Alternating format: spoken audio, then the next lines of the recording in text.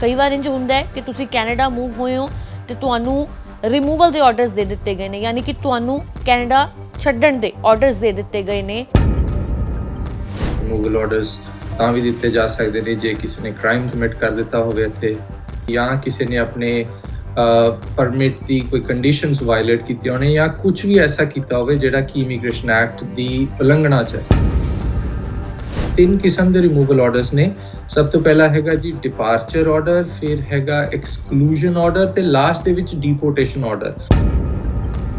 ਜਦੋਂ ਹੀ ਤੁਹਾਨੂੰ CBSA ਵੱਲੋਂ ਕੋਈ ਲੈਟਰ ਆਵੇ ਜਾਂ ਫੋਨ ਕਾਲ ਆਵੇ, ਤੁਸੀਂ ਡੈਫੀਨੇਟਲੀ ਕਿਸੇ ਲਾਇਰ ਨੂੰ ਕੰਸਲਟ ਕਰੋ, ਕਿਉਂਕਿ ਇਹ ਇੱਕ ਅਕਸਰ ਖਤਰੇ ਦੀ ਘੰਟੀ ਹੁੰਦੀ ਹੈ। ਫॉर ਐਗਜ਼ਾਮਪਲ ਕੋਈ ਬੱਚਾ ਇੱਥੇ ਸਟੱਡੀ ਪਰਮਿਟ ਤੇ ਆਇਆ ਪਰ ਉਹ ਪੜ੍ਹਿਆ ਹੀ ਨਹੀਂ, ਉਸ ਕੇਸ ਦੇ ਵਿੱਚ ਵੀ ਉਹਨੂੰ ਕੋਈ ਰਿਪੋਰਟ ਬਣਾਉਣ ਦੀ ਲੋੜ ਨਹੀਂ ਹੈਗੀ। ਆਫੀਸਰ ਦੀ ਪਾਵਰ ਹੈ ਕਿ ਉਹ ਸਟੂਡੈਂਟ ਨੂੰ ਰਿਮੂਵ ਕਰ ਦੇਵੇ ਉੱਥੋਂ। ਬੜਾ ਹੌਟ ਟੌਪਿਕ ਹੈ 700 ਬੱਚਿਆਂ ਵਾਲਾ, ਜਿਹੜਾ ਕਿਹਾ ਜਾ ਰਿਹਾ ਕਿ ਇਹਨਾਂ ਨੂੰ ਡਿਪੋਰਟ ਕੀਤਾ ਜਾਏਗਾ। ਹੁਣੀ ਮੈਂ ਕਿਹਾ ਕਿ ਇਹ ਡਿਪੋਰਟੇਸ਼ਨ ਨਹੀਂ ਹੁੰਦੀ। ਇਹ ਜਿਹੜੇ ਬੱਚੇ ਨੇ, ਕਿਉਂਕਿ ਮਿਸਰੈਪ੍ਰੈਜ਼ੈਂਟੇਸ਼ਨ ਇੱਕ ਐਸੀ ਚੀਜ਼ ਹੈ ਜਿਹਦੇ ਵਿੱਚ ਕਿ ਆਫੀਸਰ ਨੂੰ ਰਿਪੋਰਟ ਕਰਨਾ ਪਏਗਾ ਪਹਿਲੇ ਮਿਨਿਸਟਰ ਨੂੰ। ਸੋ ਇਹ ਬੱਚਿਆਂ ਨੂੰ ਇਮੀਗ੍ਰੇਸ਼ਨ ਡਿਵੀਜ਼ਨ ਜਾਣ ਦਾ ਮੌਕਾ ਮਿਲੇਗਾ। ਜੇ ਤਾਂ ਕੋਈ PR ਹੈ, ਜਿਵੇਂ ਇਹ ਬੱਚਿਆਂ ਦੇ ਵਿੱਚੋਂ ਕਈ PR ਹੋ ਗਏ ਸੀਗੇ, ਉਹਨਾਂ ਨੂੰ ਇਮੀਗ੍ਰੇਸ਼ਨ ਅਪੀਲ ਡਿਵੀਜ਼ਨ ਜਾਣ ਦਾ ਵੀ ਰਾਈਟ ਹੈ। ਜਿਹੜੇ ਟੈਂਪਰੇਰੀ ਸਟੇਟਸ ਤੇ ਨੇ ਉਹਨਾਂ ਨੂੰ ਇਹ ਰਾਈਟ ਨਹੀਂ ਹੁੰਦਾ, ਉਹ ਪਰ ਜੁਡੀਸ਼ੀਅਲ ਰਿਵਿਊ 'ਚ ਜਾ ਸਕਦੇ ਨੇ, ਕੋਰਟ 'ਚ ਜਾ ਸਕਦੇ ਨੇ। ਇਮੀਡੀਏਟਲੀ ਸਟੇ ਆਫ ਰਿਮੂਵਲ ਤੁਸੀਂ ਲੈ ਸਕਦੇ ਹੋ ਫੈਡਰਲ ਕੋਰਟ ਦੇ ਵਿੱਚ। ਤੁਸੀਂ ਇੱਕ ਐਪਲੀਕੇਸ਼ਨ ਦਾਇਰ ਕਰ ਸਕਦੇ ਹੋ ਤੇ ਤੁਹਾਡਾ ਲਾਇਰ ਇੱਕ ਮੋਸ਼ਨ ਲੈ ਕੇ ਆਏਗਾ ਕੋਰਟ ਦੇ ਵਿੱਚ, ਸਟੇ ਮੋਸ਼ਨ ਜਿਹਨੂੰ ਕਿਹਾ ਜਾਂਦਾ ਹੈ। ਉਹ ਸਟੇ ਮੋਸ਼ਨ ਜੇ ਗ੍ਰਾਂਟ ਹੋ ਜਾਂਦਾ ਤਾਂ ਉਹ ਜਿਹੜਾ ਰਿਮੂਵਲ ਆਰਡਰ ਸੀਗਾ ਉਹ ਸਸਪੈਂਡ ਹੋ ਜਾਂਦਾ ਹੈ। ਐਨੀ ਡੈਪਥ ਦੇ ਵਿੱਚ ਕੰਸਲਟੈਂਟਸ ਕਿਉਂ ਨਹੀਂ ਸਮਝਾ ਪਾਉਂਦੇ ਜਦੋਂ ਫਾਈਲ ਲਗਾਈ ਜਾਂਦੀ ਹੈ ਕਿਸੇ ਦੀ? ਕਈ ਚੀਜ਼ਾਂ ਨੇ ਜਿਹੜੀ ਚੀਜ਼ਾਂ ਨਾਲ ਕੰਸਲਟੈਂਟਸ ਦਾ ਵਾਰ ਨਹੀਂ ਪੈਂਦਾ, ਜਿਵੇਂ ਕਿ ਫॉर ਐਗਜ਼ਾਮਪਲ ਕੋਰਟ ਵਰਕ ਹੈ, ਉਹ ਉਹਨਾਂ ਦੇ ਦਾਇਰੇ ਤੋਂ ਬਾਹਰ ਹੈ, ਕਿਉਂਕਿ ਉਹਨਾਂ ਨੇ ਕੋਰਟ ਵਰਕ ਕਦੇ ਨਹੀਂ ਕੀਤਾ ਹੁੰਦਾ, ਉਹਨਾਂ ਦੀ ਪਾਵਰ ਨਹੀਂ ਹੈ ਕੋਰਟਸ ਜਾਣ ਦੀ। ਰੀਸੈਂਟਲੀ ਆਏ ਸੀਗੇ ਜੈਂਟਲਮੈਨ ਵਿਜ਼ਿਟਰ ਵੀਜ਼ਾ ਤੇ, ਉਹਨਾਂ ਦੀ 6 ਮੰਥਸ ਦੀ ਸਟੇ ਸੀਗੀ, ਪਰ 6 ਮੰਥਸ ਖਤਮ ਹੋਣ ਤੋਂ ਪਹਿਲਾਂ ਉਹਨਾਂ ਨੇ ਵਰਕ ਪਰਮਿਟ ਦੀ ਐਪਲੀਕੇਸ਼ਨ ਫਾਈਲ ਕਰਤੀ, ਪਰ ਉਹਨਾਂ ਨੇ ਆਪਣੀ ਵਿਜ਼ਿਟਰ ਸਟੇ ਨੂੰ ਐਕਸਟੈਂਡ ਨਹੀਂ ਕੀਤਾ। ਇੱਕ ਦਿਨ ਉਹਨਾਂ ਨੂੰ ਕਾਲ ਆ ਜਾਂਦੀ ਹੈ CBSA ਤੋਂ ਕਿ ਤੁਸੀਂ ਇੱਥੇ ਆਫਿਸ ਵੈਨਕੂਵਰ ਆ ਕੇ ਰਿਪੋਰਟ ਕਰੋ, ਤੇ ਆਫਿਸਰ ਨੇ ਉਹਨਾਂ ਨੂੰ ਇਹੀ ਕਿਹਾ ਕਿ ਤੁਸੀਂ ਇੱਥੇ ਕਿਸ ਸਟੇਟਸ ਨਾਲ ਰਹਿ ਰਹੇ ਹੋ ਕੈਨੇਡਾ ਦੇ ਵਿੱਚ, ਤੁਹਾਡੇ ਕੋਲ ਕੋਈ ਸਟੇਟਸ ਹੀ ਹੈ ਨਹੀਂ। ਸੋ ਕਈ ਗੱਲਾਂ ਸੀਗੀਆਂ, ਉੱਥੇ ਆਫਿਸਰ ਨੂੰ ਸੈਟੀਸਫਾਈ ਕੀਤਾ ਗਿਆ ਵੀ ਇਹਨਾਂ ਦੀ ਕੋਈ ਇਸ ਤਰ੍ਹਾਂ ਡਿਲੀਬਰੇਟ ਗਲਤੀ ਨਹੀਂ ਹੈ, ਜਾਣਬੁੱਝ ਕੇ ਕੀਤੀ ਗਈ ਗਲਤੀ ਨਹੀਂ ਹੈ, ਤੇ ਆਫਿਸਰ ਨੇ ਜਾਨੀ ਉਹਨਾਂ ਨੂੰ ਵੋਲੰਟੈਰੀਲੀ ਵਾਪਸ ਜਾਣ ਦੇ ਦਿੱਤਾ, ਜਦਕਿ ਉਹ ਉੱਥੇ ਉਹਨਾਂ ਦੇ ਖਿਲਾਫ ਰਿਮੂਵਲ ਆਰਡਰ ਕਰ ਸਕਦਾ ਸੀਗਾ। ਤੁਸੀਂ ਕਨਵਿੰਸ ਕਰਨ ਦੇ ਵਿੱਚ ਕਾਮਯਾਬ ਹੋਏ, ਇਸ ਕਰਕੇ ਰਿਮੂਵਲ ਆਰਡਰ ਨਹੀਂ ਦਿੱਤਾ ਗਿਆ। ਡੇਲੀ ਪੋਸਟ ਪੰਜਾਬੀ ਦੇਖ ਰਹੇ तमाम ਦਰਸ਼ਕਾਂ ਦਾ ਮੈਂ ਸੁਮਨ ਜੇਟਲੀ ਸਵਾਗਤ ਕਰਦੀ ਹਾਂ। ਗੁਰਨਾ ਲਾਅ ਕਾਰਪੋਰੇਸ਼ਨ ਤੋਂ ਮੇਰੇ ਨਾਲ ਸਰਵਪ੍ਰੀਤ ਸਿੰਘ ਜੀ ਜੁੜੇ ਨੇ ਸਕਾਈਪ ਰਾਹੀਂ, ਔਰ ਅੱਜ ਗੱਲਬਾਤ ਕਰਾਂਗੇ ਇੱਕ ਬੜੇ ਹੀ ਖਾਸ ਟੌਪਿਕ ਤੇ, ਇੱਕ ਬੜੇ ਹੀ ਸੀਰੀਅਸ ਮੈਟਰ ਦੇ ਉੱਤੇ। ਕਈ ਵਾਰ ਇੰਜ ਹੁੰਦਾ ਹੈ ਕਿ ਤੁਸੀਂ ਕੈਨੇਡਾ ਮੂਵ ਹੋਏ ਹੋ ਤੇ ਤੁਹਾਨੂੰ ਰਿਮੂਵਲ ਦੇ ਆਰਡਰਸ ਦੇ ਦਿੱਤੇ ਗਏ ਨੇ, ਯਾਨੀ ਕਿ ਤੁਹਾਨੂੰ ਕੈਨੇਡਾ ਛੱਡਣ ਦੇ ਆਰਡਰਸ ਦੇ ਦਿੱਤੇ ਗਏ ਨੇ। ਅਜਿਹੀ ਘਬਰਾਉਣ ਵਾਲੀ ਸਿਚੁਏਸ਼ਨ ਦੇ ਵਿੱਚ ਜਾਂ ਡਰਾ ਦੇਣ ਵਾਲੀ ਸਿਚੁਏਸ਼ਨ ਦੇ ਵਿੱਚ ਹੱਲ ਕੀ ਨਿਕਲੇਗਾ, ਕਿਵੇਂ ਨਿਕਲੇਗਾ, ਇਸ ਬਾਬਤ ਗੱਲਬਾਤ ਕਰਾਂਗੇ ਸਰਵਪ੍ਰੀਤ ਸਿੰਘ ਜੀ ਦੇ ਨਾਲ। ਬਹੁਤ ਬਹੁਤ ਸਵਾਗਤ ਹੈ ਜੀ ਤੁਹਾਡਾ। ਸਤਿ ਸ਼੍ਰੀ ਅਕਾਲ ਜੀ, thank you for having me. Removal ਕਿਉਂ ਆਰਡਰਸ ਦਿੱਤੇ ਜਾਂਦੇ ਨੇ? ਕਿਸੇ ਵੀ ਵਿਅਕਤੀ ਨੂੰ ਕੀ ਗਲਤੀ ਹੋ ਜਾਂਦੀ ਹੈ? ਰਿਮੂਵਲ ਆਰਡਰਸ ਦੇਣ ਦੀ ਅਲੱਗ-ਅਲੱਗ ਵਜ੍ਹਾ ਹੋ ਸਕਦੀ ਹੈ ਜੀ। ਰਿਮੂਵਲ ਆਰਡਰਸ ਤਾਂ ਵੀ ਦਿੱਤੇ ਜਾ ਸਕਦੇ ਨੇ ਜੇ ਕਿਸੇ ਨੇ ਕ੍ਰਾਈਮ ਕਮਿਟ ਕਰ ਦਿੱਤਾ ਹੋਵੇ ਇੱਥੇ, ਜਾਂ ਕਿਸੇ ਕਿਸਮ ਦੀ ਮੈਡੀਕਲ ਇਨਐਡਮਿਸਿਬਿਲਿਟੀ ਹੋ ਗਈ ਹੋਵੇ, ਜਾਂ ਕਿਸੇ ਨੇ ਮਿਸਰੈਪ੍ਰੈਜ਼ੈਂਟ ਕੀਤਾ ਹੋਵੇ, ਜਾਂ ਕਿਸੇ ਨੇ ਆਪਣੇ ਪਰਮਿਟ ਦੀ ਕੋਈ ਕੰਡੀਸ਼ਨਸ ਵਾਇਲੇਟ ਕੀਤੀਆਂ ਹੋਣ, ਜਾਂ ਕੁਝ ਵੀ ਐਸਾ ਕੀਤਾ ਹੋਵੇ ਜਿਹੜਾ ਕਿ ਇਮੀਗ੍ਰੇਸ਼ਨ ਐਕਟ ਦੀ ਉਲੰਘਣਾ 'ਚ ਹੈ। ਸੋ ਉਹ ਉਸ ਸਿਨਾਰੀਓ ਦੇ ਵਿੱਚ ਕਿਸੇ ਵੀ ਇਨਸਾਨ ਨੂੰ ਜਿਹੜਾ ਇੱਥੇ ਕੈਨੇਡਾ ਦੇ ਵਿੱਚ ਮੂਵ ਕਰ ਚੁੱਕਿਆ ਹੈ, ਉਸ ਨੂੰ ਰਿਮੂਵਲ ਆਰਡਰਸ ਦਿੱਤੇ ਜਾ ਸਕਦੇ ਨੇ। ਮੈਡੀਕਲ ਜਾਂ ਫਿਰ ਤੁਸੀਂ ਜਿੱਦਾਂ ਕਿ ਕੋਈ ਇਲੀਗਲ ਐਕਟੀਵਿਟੀ ਕੀਤੀ ਹੈ, ਕੋਈ ਕ੍ਰਾਈਮ ਕਮਿਟ ਕੀਤਾ ਹੈ? ਹਾਂਜੀ, ਜਿਵੇਂ ਤੁਸੀਂ ਅਕਸਰ ਸੁਣਿਆ ਹੋਣਾ ਕਿ ਕਿਸੇ ਨੇ ਕਿਹਾ ਕਿ ਜੀ ਅਸੀਂ ਇੱਥੇ ਬਾਰਡਰ ਤੇ ਜਿਵੇਂ ਫਲੈਗ ਪੋਲਿੰਗ ਕਰਕੇ ਪਰਮਿਟ ਲੈਣ ਜਾਂਦੇ ਨੇ ਲੋਕ ਜਿਹੜੇ ਇੱਥੇ ਆ ਜਾਂਦੇ ਨੇ, ਤੇ CBSA ਆਫਿਸਰ ਜਿਹੜੇ ਕੈਨੇਡਾ ਬਾਰਡਰ ਸਰਵਿਸਿਜ਼ ਏਜੰਸੀ ਵਾਲੇ ਜਿਹੜੇ ਬਾਰਡਰ ਦੇ ਆਫਿਸਰਸ ਹੁੰਦੇ ਨੇ, ਜਿਨ੍ਹਾਂ ਦੀ ਡਿਊਟੀ ਇਹ ਹੈਗੀ ਕਿ ਉਹਨਾਂ ਨੇ ਦੇਖਣਾ ਵੀ ਕਿਹੜਾ ਬੰਦਾ ਇੱਥੇ ਅੰਦਰ ਆ ਸਕਦਾ ਜਾਂ ਨਹੀਂ ਆ ਸਕਦਾ, ਉਹ ਉੱਥੇ ਜਿਹੜਾ ਆਫਿਸਰ ਔਨ ਡਿਊਟੀ ਸੀਗਾ ਉਹਨੇ ਉਹਨਾਂ ਦਾ ਪਾਸਪੋਰਟ ਜ਼ਬਤ ਕਰ ਲਿਆ, ਰੱਖ ਲਿਆ ਤੇ ਕਿਹਾ ਕਿ ਤੁਸੀਂ ਦੁਬਾਰਾ ਆਉਣਾ ਇੰਟਰਵਿਊ ਵਾਸਤੇ ਤੇ ਤੁਹਾਡੇ ਤੇ ਕਾਰਵਾਈ ਕੀਤੀ ਜਾਏਗੀ ਕਿਉਂਕਿ ਸਾਨੂੰ ਤੁਹਾਡੀ ਐਪਲੀਕੇਸ਼ਨ ਤੇ ਕੋਈ ਡਾਊਟ ਹੈ। ਇਸ ਤਰੀਕੇ ਦੇ ਕੇਸ ਹੁੰਦੇ ਨੇ। ਜਾਂ ਉਹਨਾਂ ਨੂੰ ਕਾਲ ਆ ਗਈ, ਲੈਟਰ ਆ ਗਈ ਸੀਬੀਐਸਈ ਵੱਲੋਂ ਕਿ ਤੁਸੀਂ ਇੱਥੇ ਪੇਸ਼ ਹੋ ਆਫਿਸ 'ਚ ਆ ਕੇ ਤੇ ਸਾਨੂੰ ਅਸੀਂ ਤੁਹਾਡੇ ਨਾਲ ਇੰਟਰਵਿਊ ਕਰਨੀ ਹੈ। ਤੇ ਮੇਰੀ ਪਹਿਲੀ ਸਲਾਹ ਇੱਥੇ ਇਹ ਹੋਏਗੀ ਕਿ ਜਦੋਂ ਹੀ ਤੁਹਾਨੂੰ ਸੀਬੀਐਸਈ ਵੱਲੋਂ ਕੋਈ ਲੈਟਰ ਆਵੇ ਜਾਂ ਫੋਨ ਕਾਲ ਆਵੇ, ਤੁਸੀਂ ਡੈਫੀਨੇਟਲੀ ਕਿਸੇ ਲਾਇਰ ਨੂੰ ਕੰਸਲਟ ਕਰੋ ਕਿਉਂਕਿ ਇਹ ਇੱਕ ਅਕਸਰ ਖਤਰੇ ਦੀ ਘੰਟੀ ਹੁੰਦੀ ਹੈ। ਸੀਬੀਐਸਈ ਨਾਰਮਲੀ ਇੱਦਾਂ ਕਿਸੇ ਨੂੰ ਕਾਲ ਨਹੀਂ ਕਰਦੀ, ਉਹ ਤਾਂ ਹੀ ਕਰਦੀ ਹੈ ਜੇ ਕਿਸੇ ਕਿਸਮ ਦਾ ਉਹਨਾਂ ਨੂੰ ਡਾਊਟ ਹੁੰਦਾ ਤੁਹਾਡੇ ਤੇ। ਔਰ ਜੇਕਰ ਇੱਕ ਵਾਰ ਰਿਮੂਵਲ ਆਰਡਰਸ ਆ ਜਾਂਦੇ ਨੇ ਤਾਂ ਉਸ ਤੋਂ ਬਾਅਦ ਉਹ ਵਿਅਕਤੀ ਕੈਨੇਡਾ ਨਹੀਂ ਰਹਿ ਸਕਦਾ ਜੇਕਰ ਉਹ ਆਪਣੇ ਆਪ ਨੂੰ ਸਹੀ ਪ੍ਰੂਵ ਨਹੀਂ ਕਰ ਪਾਉਂਦਾ ਤਾਂ? ਨਹੀਂ ਜੀ, ਉਹ ਨਹੀਂ ਰਹਿ ਸਕਦਾ। ਉਹਨੂੰ ਕੈਨੇਡਾ ਛੱਡ ਕੇ ਜਾਣ ਦੇ ਆਰਡਰਸ ਹੋ ਚਾਹੇ ਉਹ ਸਕਦੇ ਨੇ, ਪੀਆਰ ਪਰ ਹੈ ਚਾਹੇ ਉਹਦੇ ਕੋਲ ਸਿਟੀਜ਼ਨਸ਼ਿਪ ਹੈ। ਹਾਂਜੀ, ਕੋਈ ਵੀ ਹੋ ਸਕਦਾ ਹੈ। ਉਸ ਨੂੰ ਰਿਮੂਵ ਕੀਤਾ ਜਾ ਸਕਦਾ ਹੈ ਜੇ ਉਹ ਵਿਦਿਨ ਦੀ ਐਕਟ। ਕਈ ਹੁਣ ਦੇਖੋ ਅਲੱਗ-ਅਲੱਗ ਸਿਚੁਏਸ਼ਨਸ ਹੋ ਸਕਦੀਆਂ ਨੇ, ਪਰ ਰਿਮੂਵਲ ਆਰਡਰਸ ਕਿਸੇ ਖਿਲਾਫ ਵੀ ਆ ਸਕਦੇ ਨੇ ਤੇ ਉਹਦੇ ਵਿੱਚ ਕਾਨੂੰਨੀ ਸਲਾਹ ਬਹੁਤ ਜ਼ਰੂਰੀ ਹੈ ਤੇ ਕੋਰਟ ਦੇ ਵਿੱਚ ਜਾ ਕੇ ਤੁਹਾਨੂੰ ਰਿਲੀਫ ਮਿਲ ਸਕਦਾ ਹੈ। ਤੇ ਮੈਂ ਜਸਟ ਬਰੀਫਲੀ ਤੁਹਾਨੂੰ ਇਹ ਦੱਸਣਾ ਚਾਹੁੰਦਾ ਵੀ ਕਿਸ ਕਿਸਮ ਦੇ ਰਿਮੂਵਲ ਆਰਡਰਸ ਹੋ ਸਕਦੇ ਨੇ। ਇਹ ਬਹੁਤ ਜ਼ਰੂਰੀ ਜਾਣਕਾਰੀ ਹੈ ਜਿਹੜੀ ਕਿ ਸਭ ਦੇ ਕੋਲ ਹੋਣੀ ਚਾਹੀਦੀ ਹੈ। 3 ਕਿਸਮ ਦੇ ਰਿਮੂਵਲ ਆਰਡਰਸ ਨੇ। ਸਭ ਤੋਂ ਪਹਿਲਾ ਹੈਗਾ ਜੀ ਡਿਪਾਰਚਰ ਆਰਡਰ, ਫਿਰ ਹੈਗਾ ਐਕਸਕਲੂਜਨ ਆਰਡਰ ਤੇ ਲਾਸਟ ਦੇ ਵਿੱਚ ਡੀਪੋਰਟੇਸ਼ਨ ਆਰਡਰ। ਨਾਰਮਲੀ ਹਰ ਆਰਡਰ ਨੂੰ ਡੀਪੋਰਟੇਸ਼ਨ ਆਰਡਰ ਕਹਿ ਦਿੱਤਾ ਜਾਂਦਾ ਹੈ ਕਿ ਜੇ ਕਿਸੇ ਨੂੰ ਕੋਈ ਬਾਹਰ ਜਾਣ ਦਾ ਆਰਡਰ ਹੋ ਗਿਆ ਕਿ ਉਹਨੂੰ ਡਿਪੋਰਟ ਕਰ ਦਿੱਤਾ ਗਿਆ। ਡਿਪੋਰਟ ਬੜਾ ਕਾਮਨ ਜਿਹਾ ਵਰਡ ਬਣ ਚੁੱਕਾ ਹੈ, ਸਿਰਫ ਇਹੀ ਵਰਡ ਤੋਂ ਜਾਣੂ ਹਾਂ। ਹਾਂਜੀ, ਬਟ ਇਹਦਾ ਇੱਕ ਲੀਗਲ ਮੀਨਿੰਗ ਹੈਗਾ ਜਿਹੜਾ ਕਿ ਅਲੱਗ ਹੈ ਡਿਪਾਰਚਰ ਤੇ ਐਕਸਕਲੂਜਨ ਤੋਂ। ਸੋ ਮੈਂ ਜਸਟ ਤੁਹਾਨੂੰ ਬਰੀਫਲੀ ਦੱਸ ਦਿਆਂ ਕਿ ਇਹ 3 ਕਿਸਮ ਦੇ ਜਿਹੜੇ ਆਰਡਰਸ ਨੇ ਉਹ ਕਦੋਂ ਹੁੰਦੇ ਨੇ ਤੇ ਉਹਨਾਂ ਦਾ ਮਤਲਬ ਕੀ ਹੈ। ਜਿਹੜਾ ਡਿਪਾਰਚਰ ਆਰਡਰ ਹੈ ਉਹਦੇ ਵਿੱਚ ਆਫਿਸਰ ਇਹ ਕਹਿ ਦਿੰਦਾ ਹੈ ਕਿ ਤੁਸੀਂ 30 ਦਿਨ ਦੇ ਵਿੱਚ ਕੈਨੇਡਾ ਛੱਡ ਦਿਓ। ਜੇ ਤੁਸੀਂ ਛੱਡ ਦਿੰਦੇ ਹੋ ਤਾਂ ਤੁਹਾਨੂੰ ਵਾਪਸ ਆਉਣ ਲਈ ਕੋਈ ਆਥੋਰਾਈਜ਼ੇਸ਼ਨ ਲੈਣ ਦੀ ਜ਼ਰੂਰਤ ਨਹੀਂ ਹੈ। ਤੁਸੀਂ ਵਾਪਸ ਬਿਨਾਂ ਆਥੋਰਾਈਜ਼ੇਸ਼ਨ ਤੋਂ ਆ ਸਕਦੇ ਹੋ। ਪਰ ਜੇ ਐਕਸਕਲੂਜਨ ਆਰਡਰ ਹੋ ਜਾਂਦਾ ਹੈ ਤਾਂ ਉਹਦਾ ਮਤਲਬ ਇਹ ਹੁੰਦਾ ਹੈ ਕਿ ਤੁਸੀਂ 1 ਸਾਲ ਤੱਕ ਬਿਨਾਂ ਆਥੋਰਾਈਜ਼ੇਸ਼ਨ ਤੋਂ ਐਂਟਰ ਨਹੀਂ ਕਰ ਸਕਦੇ। ਤੇ ਜੇ ਫਾਈਨਲੀ ਡੀਪੋਰਟੇਸ਼ਨ ਆਰਡਰ ਹੋ ਜਾਂਦਾ ਹੈ ਤਾਂ ਉਸ ਕੇਸ ਤੁਸੀਂ ਜ਼ਿੰਦਗੀ 'ਚ ਕਦੇ ਵੀ ਜੇ ਵਾਪਸ ਆਉਣਾ ਹੈ ਕੈਨੇਡਾ ਤਾਂ ਤੁਹਾਨੂੰ ਆਥੋਰਾਈਜ਼ੇਸ਼ਨ ਲੈ ਕੇ ਹੀ ਆਉਣਾ ਪਏਗਾ। ਤੇ ਇਹਦੇ ਵਿੱਚ ਹੁਣ ਧਿਆਨ ਰੱਖਣ ਦੀ ਗੱਲ ਇਹ ਹੈਗੀ ਇਹ ਕਾਨੂੰਨ ਕਾਫੀ ਲੰਬਾ ਚੌੜਾ ਇਸ ਤੇ ਕਿ ਕਿਹੜੇ ਸਿਚੁਏਸ਼ਨ 'ਚ ਕਿਹੜਾ ਆਰਡਰ ਕਰਨਾ ਹੈਗਾ ਆਫਿਸਰ ਨੇ। ਤੇ ਕਈ ਸਿਚੁਏਸ਼ਨਸ ਇਹੋ ਜਿਹੀਆਂ ਹੁੰਦੀਆਂ ਨੇ ਕਿ ਆਫਿਸਰ ਕੋਲ ਅਥਾਰਟੀ ਹੈ ਔਨ ਦਾ ਸਪੌਟ ਰਿਮੂਵ ਕਰਨ ਦੀ, ਜਾਂ ਕਈ ਕੇਸਿਸ 'ਚ ਆਫਿਸਰ ਨੂੰ ਕੇਸ ਜਿਹੜਾ ਹੈ ਉਹ ਇਮੀਗ੍ਰੇਸ਼ਨ ਡਿਵੀਜ਼ਨ 'ਚ ਭੇਜਣਾ ਪੈਂਦਾ ਹੈ। ਫॉर ਐਗਜ਼ਾਮਪਲ ਮੈਂ ਤੁਹਾਨੂੰ ਜਸਟ ਕੁਝ ਉਦਾਹਰਣ ਦੇ ਦਿਆਂ, ਲਿਸਟ ਕਾਫੀ ਲੰਬੀ ਹੈ, ਪਰ ਜਿਵੇਂ ਫॉर ਐਗਜ਼ਾਮਪਲ ਕੋਈ ਵਿਜ਼ਿਟਰ ਵੀਜ਼ਾ ਤੇ ਕੈਨੇਡਾ ਵਿੱਚ ਆਏ, ਤੁਹਾਨੂੰ ਪਤਾ ਹੈ ਕਿ ਨਾਰਮਲ ਸਟੇ ਦਾ ਪੀਰੀਅਡ ਹੁੰਦਾ ਹੈ 6 ਮੰਥਸ ਜਾਂ ਉਸ ਤੋਂ ਘੱਟ ਵੀ ਹੋ ਸਕਦਾ। ਸੋ ਜੋ ਵੀ ਉਹਨਾਂ ਦਾ ਆਥੋਰਾਈਜ਼ਡ ਪੀਰੀਅਡ ਸੀਗਾ ਉਹਨਾਂ ਨੇ ਉਹ ਟਪਾਤਾ, ਉਹ ਓਵਰਸਟੇ ਕਰ ਗਏ, ਜਾਂ ਵਰਕ ਪਰਮਿਟ ਜਿੰਨੀ ਡਿਊਰੇਸ਼ਨ ਦਾ ਸੀਗਾ ਉਹ ਐਕਸਪਾਇਰ ਹੋ ਗਿਆ, ਉਸ ਤੋਂ ਓਵਰਸਟੇ ਕਰ ਗਏ। ਹੁਣ ਇਸ ਕੇਸ ਦੇ ਵਿੱਚ ਇਨਸਾਨ ਇਨਐਡਮਿਸਿਬਲ ਹੈ ਕਿਉਂਕਿ ਉਹਨੇ ਆਪਣੇ ਵੀਜ਼ਾ ਦੀ ਕੰਡੀਸ਼ਨਸ ਵਾਇਲੇਟ ਕੀਤੀਆਂ ਨੇ। ਤੇ ਜਿਹੜਾ ਸੀਬੀਐਸਈ ਆਫਿਸਰ ਹੈ, ਬੇਸਿਕਲੀ ਮਿਨਿਸਟਰ ਡੈਲੀਗੇਟ ਉਹਨੂੰ ਕਹਿੰਦਾ ਜਾਂਦਾ, ਜਿਹੜਾ minister for safety and emergency preparedness ਹੈ, ਉਹਦੇ ਜਿਹੜੇ ਆਫਿਸਰਸ ਨੇ ਅੱਗੇ ਸੀਬੀਐਸਈ ਆਫਿਸਰਸ, ਉਹਨਾਂ ਕੋਲ ਪਾਵਰ ਹੈਗੀ ਹੈ ਕਿ ਉਹ ਬਿਨਾਂ ਕੇਸ ਨੂੰ ਰੈਫਰ ਕੀਤਿਆਂ ਕਿਸੇ ਅਦਾਲਤ 'ਚ, ਕਿਸੇ ਇਮੀਗ੍ਰੇਸ਼ਨ ਡਿਵੀਜ਼ਨ ਹੁੰਦੀ ਹੈ ਜਿਹੜੀ, ਮੈਂ ਬਹੁਤ ਜ਼ਿਆਦਾ ਕਾਨੂੰਨੀ ਟਰਮਸ ਨਹੀਂ ਵਰਤ ਰਿਹਾ ਇੱਥੇ, ਮੈਂ ਜਸਟ ਸਿੰਪਲ ਰੱਖਣ ਦੀ ਕੋਸ਼ਿਸ਼ ਕਰ ਰਿਹਾ ਹਾਂ ਲੈਂਗੁਏਜ ਦੇ ਵਿੱਚ ਗੱਲ ਕਰਦੇ ਹਾਂ ਜੀ। ਹਾਂਜੀ, ਸੋ ਬਿਨਾਂ ਕਿਸੇ ਅਦਾਲਤ 'ਚ ਉਹਨੂੰ ਫਾਰਵਰਡ ਕੀਤਿਆਂ ਆਫਿਸਰ ਔਨ ਦਾ ਸਪੌਟ ਜਾਂ ਆਪਣੇ ਲੈਵਲ ਤੇ ਹੀ ਰਿਮੂਵ ਕਰ ਸਕਦਾ ਹੈਗਾ। ਠੀਕ ਹੈ।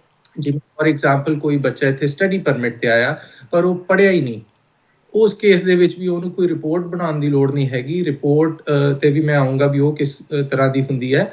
ਉਹਨੂੰ ਬਿਨਾਂ ਕਿਸੇ ਨੂੰ ਰਿਪੋਰਟ ਕੀਤਿਆਂ ਆਫਿਸਰ ਦੀ ਪਾਵਰ ਹੈ ਕਿ ਉਹ ਸਟੂਡੈਂਟ ਨੂੰ ਰਿਮੂਵ ਕਰ ਦੇਵੇ ਉੱਥੋਂ, ਕੈਨੇਡਾ ਦੇ ਵਿੱਚੋਂ। ਪਰ ਹੁਣ ਕੁਝ ਕੇਸ ਇਹੋ ਜਿਹੇ ਨੇ ਜਿਹਦੇ ਵਿੱਚ ਕਿ ਆਫਿਸਰ ਕੋਲੇ ਪਾਵਰ ਨਹੀਂ ਹੈ, ਤੇ ਇਹ ਗੱਲ ਸਮਝਣੀ ਬੜੀ ਜ਼ਰੂਰੀ ਹੈ। ਆਪਾਂ ਇਹ ਨਾ ਸਮਝੀਏ ਕਿ ਹਰ ਕੇਸ ਦੇ ਵਿੱਚ ਹੀ ਏਦਾਂ ਆਫਿਸਰ ਤੁਹਾਡੇ ਨਾਲ ਕਰ ਸਕਦਾ ਹੈ। ਕੁਝ ਕੇਸਿਸ ਐਸੇ ਨੇ ਜਿਹਦੇ ਵਿੱਚ ਕਿ ਉਹਨੂੰ ਇਮੀਗ੍ਰੇਸ਼ਨ ਡਿਵੀਜ਼ਨ, ਜਿਹੜੀ ਇੱਕ IRB ਹੈ, immigration and refugee board of Canada, ਜਿਹਦੀਆਂ ਕਿ 4 ਡਿਵੀਜ਼ਨਸ ਨੇ, ਇਮੀਗ੍ਰੇਸ਼ਨ ਡਿਵੀਜ਼ਨ ਉਹਨਾਂ ਚੋਂ ਇੱਕ ਡਿਵੀਜ਼ਨ ਹੈ, ਉਹਦੇ ਵਿੱਚ ਕੇਸ ਨੂੰ ਰੈਫਰ ਕਰਨਾ ਪੈਂਦਾ। ਬੇਸਿਕਲੀ ਕੀ ਹੁੰਦਾ ਹੈ, ਆਫਿਸਰ ਇੱਕ ਰਿਪੋਰਟ ਤਿਆਰ ਕਰਦਾ ਹੈ ਕਿ ਮੈਨੂੰ ਇਸ ਬੰਦੇ ਬਾਰੇ ਪਤਾ ਚੱਲਿਆ, ਇਹਨੇ ਕੋਈ ਮਿਸਰੈਪ੍ਰੈਜ਼ੈਂਟੇਸ਼ਨ ਕੀਤੀ ਹੈ ਸਪੋਜ਼, ਤੇ ਉਹ ਰਿਪੋਰਟ ਤਿਆਰ ਕਰਕੇ ਮਿਨਿਸਟਰ ਨੂੰ ਭੇਜੀ ਜਾਂਦੀ ਹੈ ਤੇ ਮਿਨਿਸਟਰ ਜਿਹੜਾ ਜੇ ਸੈਟੀਸਫਾਈਡ ਹੁੰਦਾ ਹੈ ਵੀ ਹਾਂਜੀ ਇਹ ਕੇਸ 'ਚ ਉਹਨੂੰ ਵੀ ਲੱਗਦਾ ਹੈ ਕਿ ਇਸ ਬੰਦੇ ਖਿਲਾਫ ਇਨਐਡਮਿਸਿਬਿਲਿਟੀ ਕਾਰਵਾਈ ਕਰਨੀ ਚਾਹੀਦੀ ਹੈ, ਤਾਂ ਉਹ ਇਮੀਗ੍ਰੇਸ਼ਨ ਡਿਵੀਜ਼ਨ 'ਚ ਕੇਸ ਭੇਜ ਦਿੰਦੇ ਨੇ ਤੇ ਡਿਵੀਜ਼ਨ ਦੇ ਵਿੱਚ ਮੈਂਬਰ ਹੁੰਦੇ ਨੇ, ਜਿਵੇਂ ਤੁਸੀਂ ਕਹਿ ਲਓ ਜੱਜ ਹੁੰਦੇ ਆ ਜਿਹੜੇ ਡਿਸਾਈਡ ਕਰਦੇ ਆ ਜੀ। ਕਿ ਇੱਥੇ ਰਹਿ ਸਕਦੇ ਆ ਕਿ ਨਹੀਂ ਰਹਿ ਸਕਦੇ। ਸੋ ਇਹ ਗੱਲ ਸਮਝਣੀ ਬੜੀ ਜ਼ਰੂਰੀ ਹੈ ਕਿ ਕਈ ਕੇਸਿਸ ਦੇ ਵਿੱਚ ਉਹ ਰਿਪੋਰਟ ਤਿਆਰ ਹੋਏਗੀ, ਕਈਆਂ 'ਚ ਨਹੀਂ ਹੋਏਗੀ ਤਿਆਰ। ਸੋ ਉੱਥੇ ਤੁਹਾਨੂੰ ਲੀਗਲ ਸਲਾਹ ਜ਼ਰੂਰ ਲੈਣੀ ਚਾਹੀਦੀ ਹੈਗੀ ਕਿ ਜਿਵੇਂ ਮੈਂ ਤੁਹਾਨੂੰ ਇੱਕ ਜਸਟ ਸ਼ਾਰਟ ਜਿਹਾ ਐਗਜ਼ਾਮਪਲ ਦੱਸ ਦਿਆਂ। ਇੱਕ ਇੱਥੇ ਰੀਸੈਂਟਲੀ ਆਏ ਸੀਗੇ ਜੈਂਟਲਮੈਨ ਵਿਜ਼ਿਟਰ ਵੀਜ਼ਾ ਤੇ, ਉਹਨਾਂ ਦੀ 6 ਮੰਥਸ ਦੀ ਸਟੇ ਸੀਗੀ, ਪਰ 6 ਮੰਥਸ ਖਤਮ ਹੋਣ ਤੋਂ ਪਹਿਲਾਂ ਉਹਨਾਂ ਨੇ ਵਰਕ ਪਰਮਿਟ ਦੀ ਐਪਲੀਕੇਸ਼ਨ ਫਾਈਲ ਕਰਤੀ।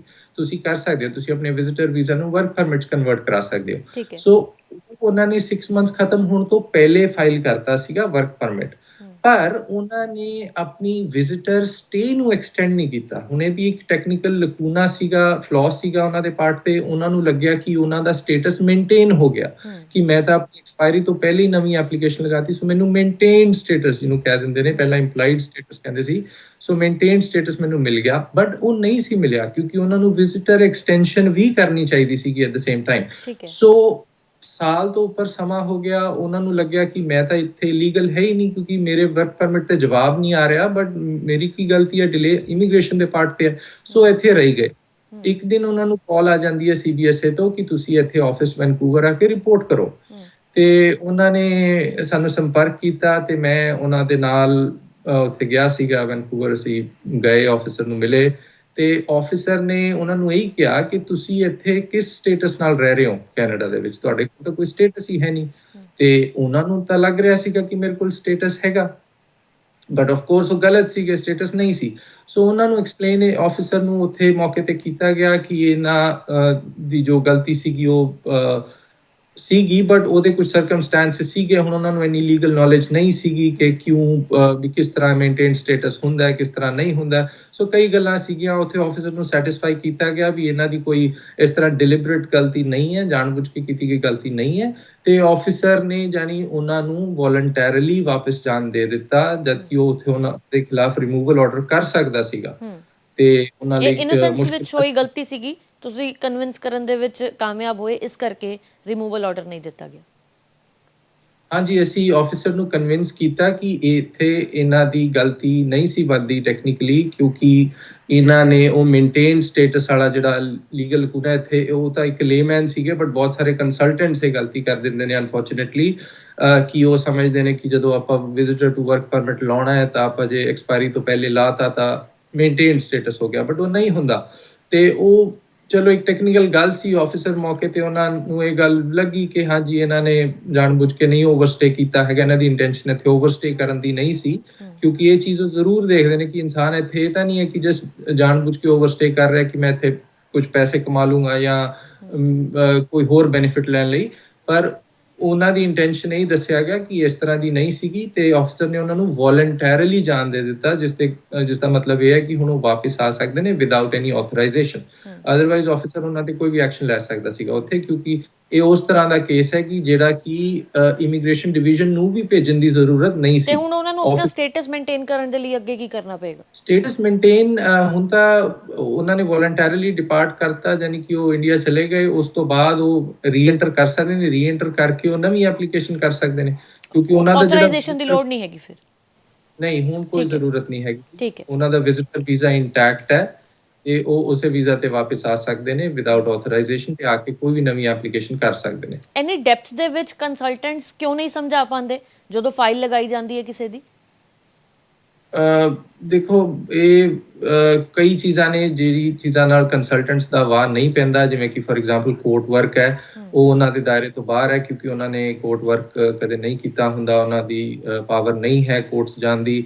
ਸੋ ਤੇ ਬਹੁਤ ਸਾਰੀਆਂ ਗੱਲਾਂ ਜਿਹੜੀਆਂ ਕੋਰਟਸ 'ਚ ਡਿਸਕਸ ਹੁੰਦੀਆਂ ਨੇ, ਕਿਉਂਕਿ ਕਾਨੂੰਨੀ ਜਿਹੜੀਆਂ ਜੱਜਮੈਂਟਸ ਨੇ, ਕੋਰਟ ਦੀਆਂ ਜੱਜਮੈਂਟਸ ਆਉਂਦੀਆਂ ਨੇ, ਉਹ ਉੱਥੇ ਸਾਰੇ ਇਹ ਲੀਗਲ ਇਸ਼ੂਜ਼ ਡਿਸਕਸ ਕੀਤੇ ਜਾਂਦੇ ਨੇ ਡਿਟੇਲ ਦੇ ਵਿੱਚ, ਵਕੀਲਾਂ ਦੀਆਂ ਬਹਿਸਾਂ ਹੁੰਦੀਆਂ ਨੇ। ਸੋ ਇਹ ਨੈਚੁਰਲੀ ਇਹ ਲਾਇਰ ਨੂੰ ਥੋੜਾ ਕਹਿ ਲਓ ਉਹਦਾ ਦਾਇਰਾ ਵੱਡਾ ਹੋਣ ਕਰਕੇ, ਕਾਫੀ ਵੱਡਾ ਹੋਣ ਕਰਕੇ ਉੱਥੇ ਇਸ ਚੀਜ਼ ਦਾ ਐਡਵਾਂਟੇਜ ਹੈ। ਸੋ ਕਈ ਵਾਰੀ ਕੰਸਲਟੈਂਟਸ ਦਾ ਕਿਉਂਕਿ ਵਾਰ ਨਹੀਂ ਪੈਂਦਾ ਇਹ ਗੱਲਾਂ ਨਾਲ, ਉਹਨਾਂ ਨੂੰ ਇਸ ਚੀਜ਼ ਦਾ ਇਲਮ ਨਹੀਂ ਹੁੰਦਾ। ਸੋ ਇਹ ਕਹਿ ਸਕਦੇ ਹਾਂ ਆਪਾਂ। ਰਿਮੂਵਲ ਤੋਂ ਬਚਣ ਦੇ ਲਈ ਇਹਨਾਂ ਚੀਜ਼ਾਂ ਬਾਰੇ ਜਾਣ ਲੈਣਾ, ਗੋ ਥਰੂ ਹੋ ਲੈਣਾ ਬਹੁਤ ਜ਼ਰੂਰੀ ਹੈ, ਨਹੀਂ ਤਾਂ ਇਹਦਾ ਖਾਮਿਆਜ਼ਾ ਜਿਹੜਾ ਭੁਗਤਣਾ ਹਾਂ ਪੈਂਦਾ ਉਹ ਤਾਂ ਜਿਸ ਤਨ ਲਾਗੇ ਉਹੀ ਜਾਣੇ।